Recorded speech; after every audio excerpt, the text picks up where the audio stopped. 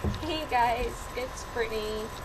I am finally back again. I just finished moving into my dorm yesterday here at the University of Connecticut, so it's been pretty crazy the last couple weeks after getting back from the pilgrimage. Now that I'm back at school, hopefully I'll be able to make videos on a regular basis.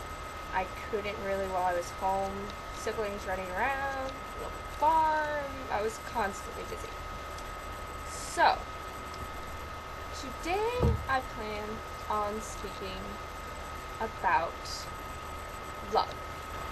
I was hanging out with our Focus missionaries yesterday. For those of you who don't know, Focus is the Fellowship of Catholic University Students. It's a national organization. They send missionaries to different schools, so people who just finished college generally, and they go and they work with the students at their college. And one of the things they do is called barehanding, or barehanded evangelization. It basically is, and like anyone can join the missionaries in on this. I went myself last spring once. So you'll have like two girls going together, and they'll stop a bunch of girls and ask them questions, and eventually lead to gospel, talk about church, that kind of thing, you know. Same thing, two guys who go out together and they'd go ask guys questions. And generally they do, it's some kind of like survey form. You go up to someone, hey, I'm taking an informal survey on whatever subject, whatever series of questions they're going to ask. There's a few different series that they can go through, and they discuss it. One of them is a series of questions, and I'm getting really distracted. I have a rocking chair this year. Sorry. Anyways, the series of questions is on love. And what you do is you go up to someone and say, hi, I'm taking an informal survey on love. Would you like to take the survey? And then you ask them, you know, what is your definition of love? Would you say you've experienced that love anywhere in the past week? And do you think it is possible to feel that love from God? And so I was hanging out with the missionaries, and one of our new missionaries was telling me about how her and one of the other girls went out barehanding yesterday while people were moving in. And they were talking to this one girl, and she gave them her definition of love. And then they asked, you know, would you feel you felt that in the last week? And the girl said no. And it was just heartbreaking. You just like hear about secondhand like that. And even more for the two girls who were out doing the barehanding. Someone, by their own standards, their own definitions of love, thinks they haven't felt it in the last week. And so it leads to the question, what is love? Now, Webster's dictionary gives a few different definitions. The first one is strong affection for another arising out of kinship or personal ties. But I'm not sure if that really completely covers it. I don't think it does. You know, strong affection. But what happens, you know, say a married couple, when they're mad at each other and they don't feel that affection? They're still called to love one another.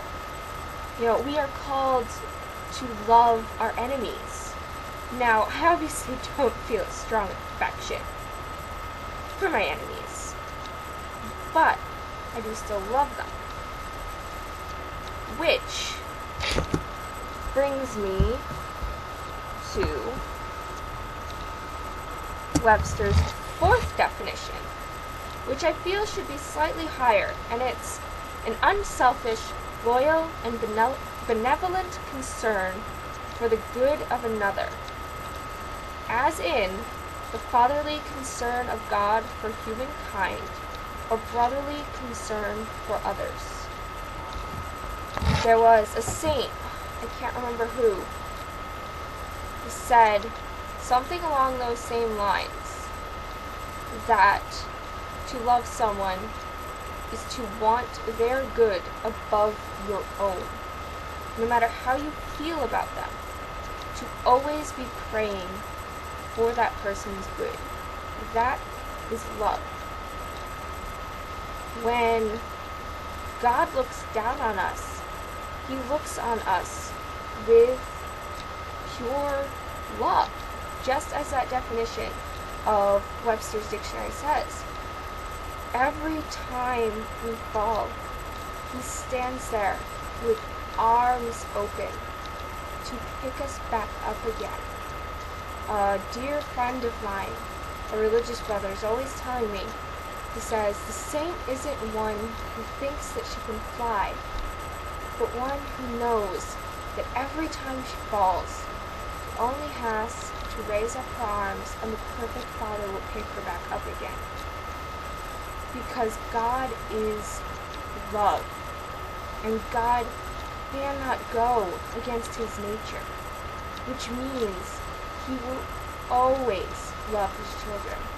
Anyone who wonders, who thinks that they haven't felt love, needs to remember that it's there. They just need to be open to receive it. I know I used to not always be open to that. I'm sure everyone has had times. I've mentioned before that I am a convert to the Catholic faith. And growing up, I hated myself. I didn't know who I was. I thought I was a horrible, miserable person who deserved to die. I used to be suicidal to the extreme. Don't worry, not anymore. And the authorities all know about it anyways. And that is way beyond. Like, I am past that. But that's how I used to feel. Because I wasn't open to receiving the love of God. Because I didn't realize that that the feelings of, oh hi, I love you because you're awesome, because you bought me whatever I wanted, or you like the same things as me, so I love you and we're going to be best friends forever. I learned that those feelings aren't what's needed for love. That real love comes when, even when you don't particularly like a person, you want to sacrifice your entire being for that person. And that is what God has done for us. He sacrificed Himself, His own Son, Jesus Christ, for us so that we can live. And that is amazing. And that is the definition of love. If we live outside of that love, we will always be looking for the wrong things to try to satisfy the happy, emotional, mushy-gushy feelings. You know, bad relationships that go too far. Been there, done that. It doesn't actually make you feel loved. It makes you feel worse. Because once that moment's gone, once those little happy-go-lucky feelings are gone, what's left is a big empty hole. That God-shaped hole in your heart. St. Augustine said, "Our hearts were made for you, Lord. They are restless until they rest in you." What matters above all else is that you know that God is love. And you know this because if God wasn't constantly thinking about us, He wouldn't even exist. God holds us into being. He knit us in our mother's womb. He holds us together. Only in Him do we live. Only in Him can we love. We love because He first loved us. So remember that. Remember, no matter how unloved you may feel, that love is there.